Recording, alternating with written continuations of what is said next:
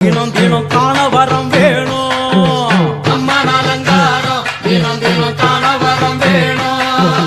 அம்மன் அலங்காரம் கண்டுவிட்டா நம்ம குறை தீரும் அம்மன் அலங்காரம் கண்டுவிட்டா நம்ம குறை தீரும்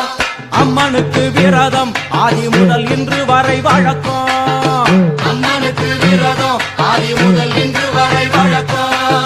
சமயபுரத்தில் நம்மை வாழ வைக்க மாறியும் விரதம் கொண்டாளே மாறி அம்மா